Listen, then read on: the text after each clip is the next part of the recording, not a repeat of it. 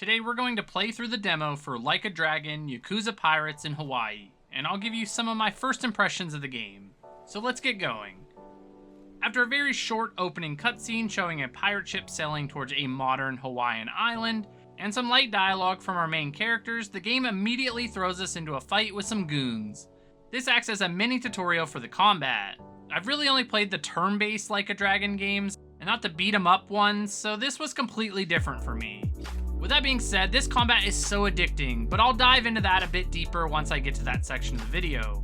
After this fight, the demo gives us access to a section of the island, but the only main objective we have is to head to Madlantis to find a man by the name of Keith. That's the context we get for the demo, so if you didn't want to play around with item collecting, beating up some tougher baddies, or going shopping, you could potentially leave right away after the tutorial fight.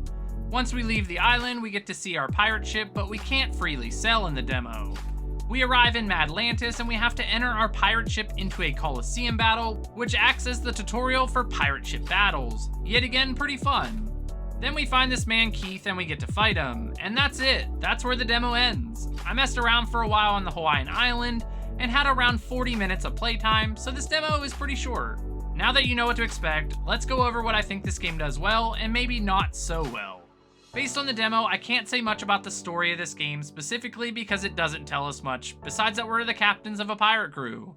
A small child named Noah calls us captain, but we seem to be doing things for him, and that we need to find another pirate by the name of Keith to settle the score between us. That's about all the demo tells us. What I can say is that the Yakuza games as a whole usually have very good storytelling. They're a good mix of serious story with mostly a serious tone, and a bunch of random crazy things that happen along the way. The thing I'm most curious about is how we go about recruiting members to join our pirate crew, because in the ship battles we have a bunch of random people on the ship, so I'm just curious of how all that plays out. Next, I want to talk about the graphics. As per usual, they look pretty damn good. They look about the same as what you would expect from the recent installments. I personally like how they sort of have like a bold outline to the characters. I don't think it's from an actual outline, but when a character is in the main focus, they make them stand out compared to everything else. The world looks pretty good from what we can see of it, and honestly, I'm not disappointed with what they gave us. This section always seems to have the most to react to. So let's start with the gameplay outside of combat, since we have two different combat styles to talk about. But this game is an open world RPG with a beat 'em up combat system when fighting people, but also includes pirate ship combat, which to be expected is similar to most naval combat. Anyways, we explore the island as we please, fighting random enemies that walk down the street that start problems with us. We can even seek out wanted targets to make a bunch of extra money.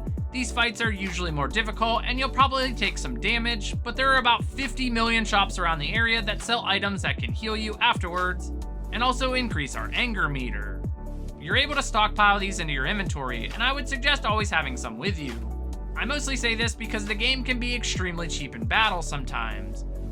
Like when I was fighting people, I would get stuck laying on the ground and they would just continue to beat me up. Outside of that, we can ride our Segway around the island and it actually drives for us to a chosen destination. But from what I experienced, this thing just drives straight, so there were times that I drove into oncoming cars or just in front of a car making a turn.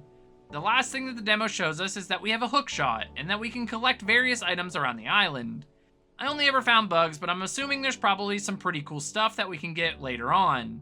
The demo does a nice thing though. It allows us to walk around and interact with everything in the open section of the island for as long as we want to.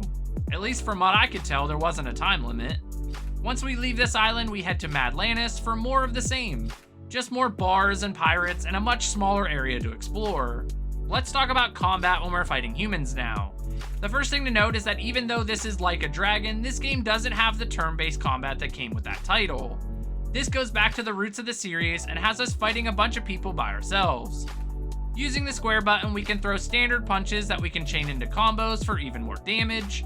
The triangle button brings out a small knife that has different attacks, and the circle button lets us do spinning attacks, and we can even block if we need to. If we increase our anger meter enough, we can use a special skill that will let us make some shadow clones to help deal with the hordes of enemies, which honestly I found pretty cool. However, this isn't the only style we get to fight in. If we want to switch styles, we can press down on the D-pad and switch into a pirate fighting style, which in my opinion is just way better. With this change, we have 2 big swords that not only can we swing and attack the enemies with, but we can also throw them like boomerangs, which is amazing. With the triangle button this time, we can shoot a blunderbuss, which is decently strong, but it takes a minute to shoot it. So this needs to be added to the end of a combo, or at least that's what I found worked better. We can also spin in circles with our swords to do damage and even hookshot ourselves towards an enemy, which is helpful when they're all spaced out from one another. Once our anger meter is filled in this style, we can pick an instrument to play and summon a god. In the demo, we only had the violin, and this summons a bunch of sharks that would just show up no matter where we were. When they arrive, they attack everyone by flopping around like it's nobody's business, even if we're in the middle of the street. I loved it. The combat in this game is extremely fun and was my favorite part about playing this game. The other combat is naval battles, and this feels more standard to me. We can shoot our machine guns forward with the triggers, and we have a single cannon on each side of the boat. I don't know if this can get upgraded later on, but for now that's what our setup is. We can switch from controlling the boat and being on deck, shooting a rocket launcher at the enemy, which was pretty exciting. But where this shines, yet again, is when we damage the enemy ship enough, we can board them and have a team battle. In these fights, the characters that are in our crew can give us buffs, and the size of your crew can really make a difference. This was an extremely easy battle because of how strong everyone was, but it ended up being really fun to end the naval combat this way. I think that covers the combat for this game and what gameplay the demo had to offer at this point. So let's just move on. In conclusion, after this extremely short demo, I'm sitting on the fence with this one. The story is a real question mark for me at this point, but the combat is enjoyable and fun. I still think I prefer the turn-based combat of Like a Dragon, but I'm happy with either one. I think I would need to play more of this one to fully decide if I wanted to pick it up, so for now, I think I'm just gonna wait for a sale before I do. I'd love to hear what you think about this game if you had a chance to play it, so let me know down in the comments. If you like JRPG content, consider subscribing to the channel, like this video, and as always, I'll see you in the next one.